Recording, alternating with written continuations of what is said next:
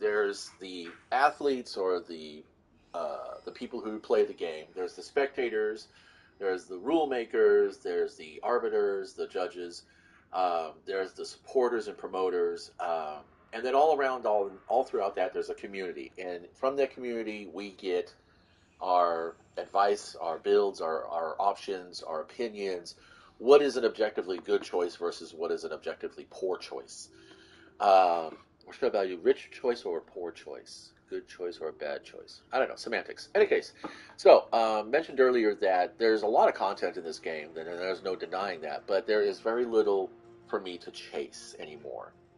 Apart from some exotics that are available only through the raid, and of course those raid weapons, um, I like to use. I used to use DestinyTracker.com, and there's a couple of other Destiny websites, and there's some people out there like Aztec Cross, Rick Kakis, Dato used to do a bunch, but they would talk about weapon reviews, and they would say these are the weapons you want to chase, these are the roles you want to farm for.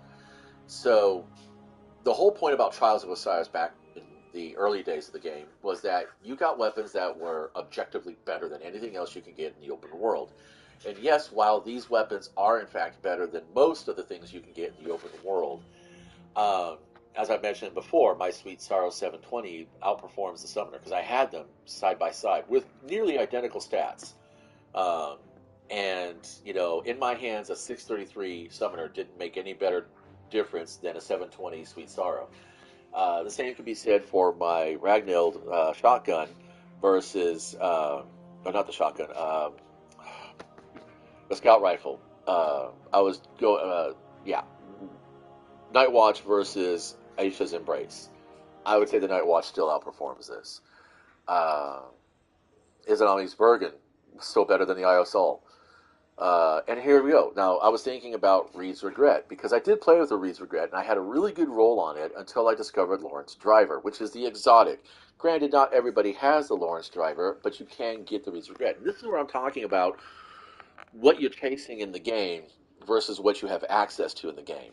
I've been playing long enough that I've had enough access, that I have accumulated enough exotics that whatever Banshee asks for, I can pretty much pull out of my inventory or from my collections and pop off the bounty and be done with it.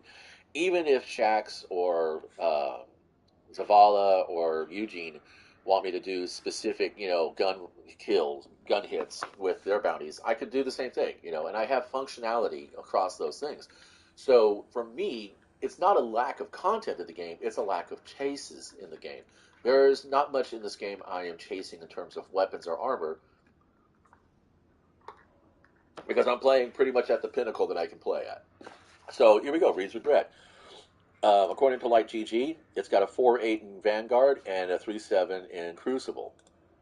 And then you get a 4.5 and a 4.9 for the Lawrence Driver. Now, Vanguard has a slightly higher rating than for the Reed, but it's like, let's be honest, most people aren't really concerned too much about what the Vanguard rating is. We're looking at the Crucible stuff. And they're saying that the Lawrence Driver is a 4.9 versus a 3.7. That's 1.2 points over, So the only thing that the Reeds has in favor of my chasing standards is that it's in the power slot, it's in the heavy slot, which means it frees up my special and my primary slot. Whereas if I'm playing, if I'm for instance, the current gunsmith bounty line is stasis weapons and sidearm. That's going to be my peace bond. Trace rifle. That's going to be the one you get from the 30th anniversary. I don't remember the name. And then so you have primary, special, a heavy slot. Is it worth me popping the engram that I have to get a randomly rolled Reed's Regret to compare it to what is already in my inventory and was going to do fucking amazing stuff? It's called the Retraced Path, by the way. That is the question. So, what do you chase in the game, and why? There you go. There's your thought for the day. Is it worth it? I don't think this actually is. I mean, there's nothing else I'm going to do with the engram. I mean, more or like, more than likely, I'll probably just toss it at Rahul, have it get some random shit. This is kind of goofy looking. Um, and I'm a big fan of Sun Wukong, though, so yeah. But fuck it. What the hell? Let's go for it. Let's see what we got. I'm pretty sure I'm not going to be happy with it, but we'll see. Oh, a clarity. Okay, one quiet moment. Vice to Stinger. Damaging an enemy. This weapon has a small chance to reload the magazine and increase movement speed. Okay, that actually is okay. But we get Vorpal Weapon and Compulsive Reloader off of a 5-shot magazine. I will look after the Liquid Coils give me a higher impact. This is a charge time, which is a waste. Oh, man. And it comes with a counterbalance stock. You know, fuck it. Let's go. Let's go ahead. Let's just try it out. What the fuck? Let's see what happens. Let's go take this shit into the Cosmodrome and see what we can get out of here. Actually, let's take this anywhere we get a rally banner, because linear rifles in the heavy slot for me are traditionally pretty lacking in heavy ammo. So yeah, if the game was offering us more to chase, then that's kind of what it is, and I think that's why weapon crafting has become my thing. Even though I'm not like completely sold on all the pieces that you can get from weapon crafting, there are some that are, you know, pretty darn good and have taken a place, like the Ragnhild Deed. She has definitely taken the place of my shotgun choices. I still, you know, regret putting an Ascendant Alloy into, you know, enhanced subsistence. Although I think that I do get a benefit. I do get like an extra stat buff, which was okay. Where's my banner? There she is. Weepio. Let's see what the full reserves are. 21's not bad. Alright, now we're going to go ahead and we're going to go to Artifacts Edge. You know what? I should do apples to apples. I kind of goofed on this. Yeah, comparing a legendary to an exotic is kind of not all that fair. But one of the things that I used to set up as my as a rubric for my chasing is find an exotic that I really, really like, and it does what I want it to do, and fits well with my playstyle, and then find its legendary counterpart. It's not going to be as good, although there's, you know, I went with the Rat King because I like what the Rat King did with the invisibility and stuff like that, but then I realized invisibility is not as important, so I just went with regular performance levels, and I played the Rat King and the Lonesome for a very long time. Hey, Paul. Oh, you're Fred. I'm sorry. Oh, you shot me, fucker.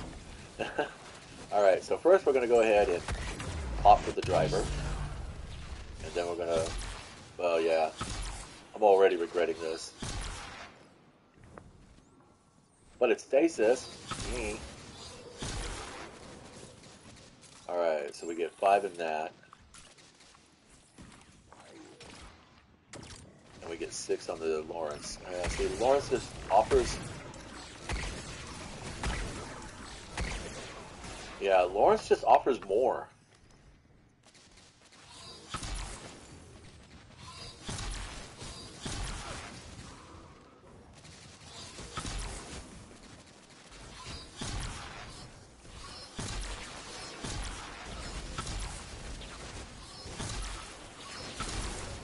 Vice Stinger thing is not working all that much. That'd be the only thing, is Vice Subsistence would be of a good choice.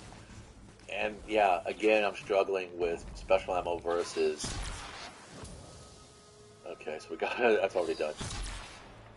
And again, I'm struggling over ammo. It's the ammo struggle. So yeah, I don't know. I think I'm going to go ahead and stay with my Lawrence driver as a choice. That's it. So yeah,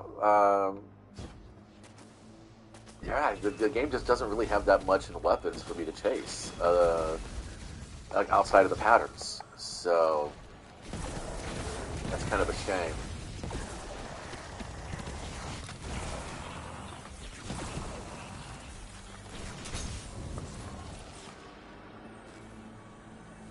Where'd it go? There we go.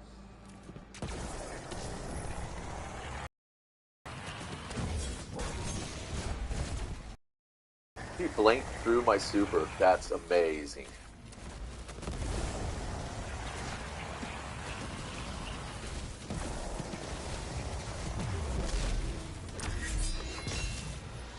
Blink off of that.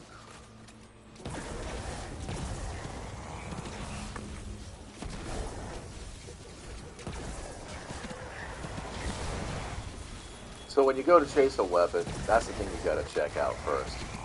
Is what activities are you going to have to be involved in, and where is this weapon going to be most applied, and then base that on the very limited resource of your personal time that you have. And then of course you can counterbalance that with like how much fun it is to do the activity you're doing. I mean, if you really enjoy doing what you're doing, it doesn't matter what you're chasing. Everything's going to be a good thing for you, right? So anyway, that's all I wanted to illustrate. I wanted to point out why I'm not going for very much other than what's offered by the patterns in the weapon crafting arena or scope of things. Why I'm chasing weapon crafting patterns more than I am actually chasing weapons, because I have everything already.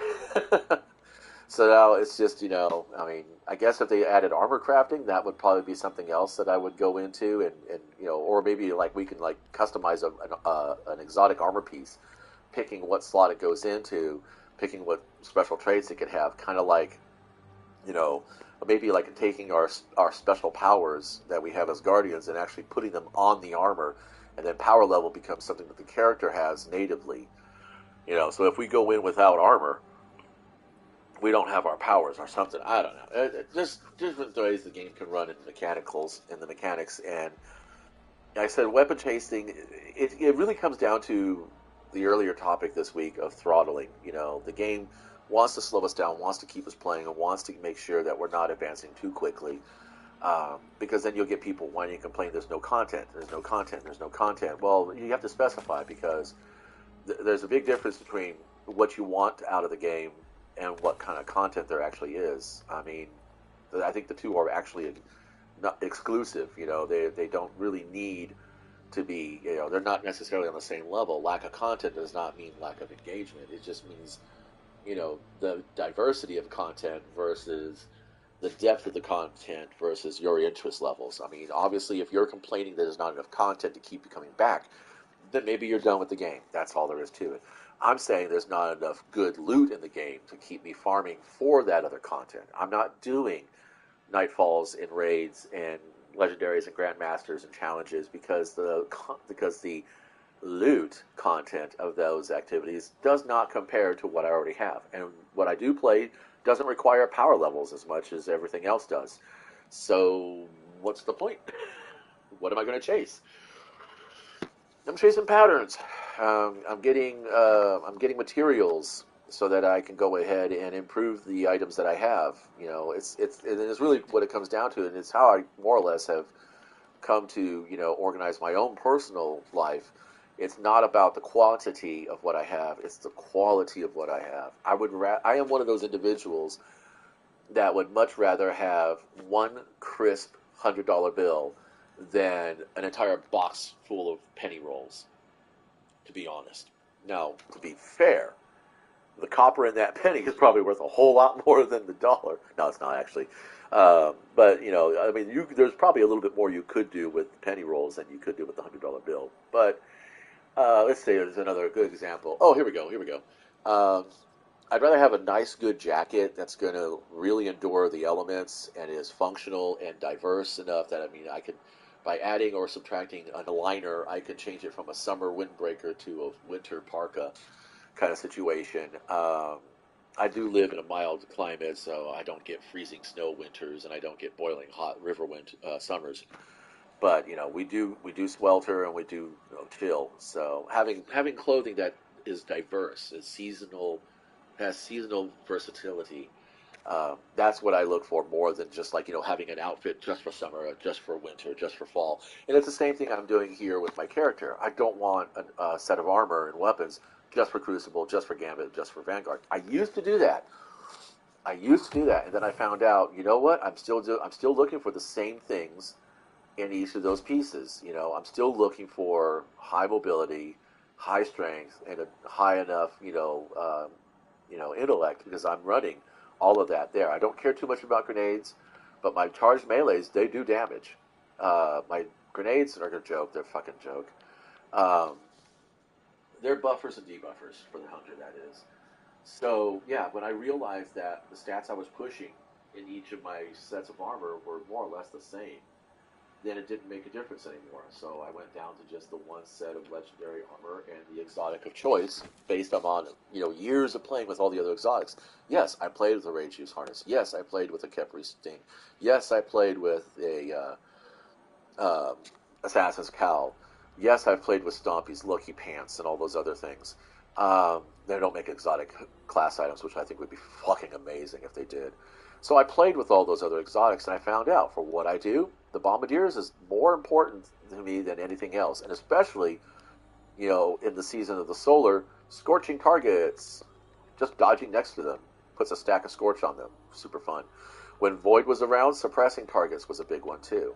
Can't wait for 3.0 blinding targets with Arc. That's going to be interesting. But anyway, that's going to be it for this thought. Hope something I said here kind of inspires you to think a little bit more about your collecting habits in the game, and maybe help you optimize your efforts so that you do get more out of the game. You can engage more with what you want in the game and not have to split your attention to something which is going to eventually feel like a job, like a grind. You don't want that. Bungie doesn't want that.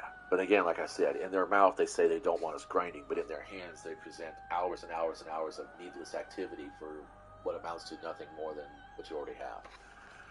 Thanks for stopping by. I'm going to go shit around a little bit some more and probably come back with another idea.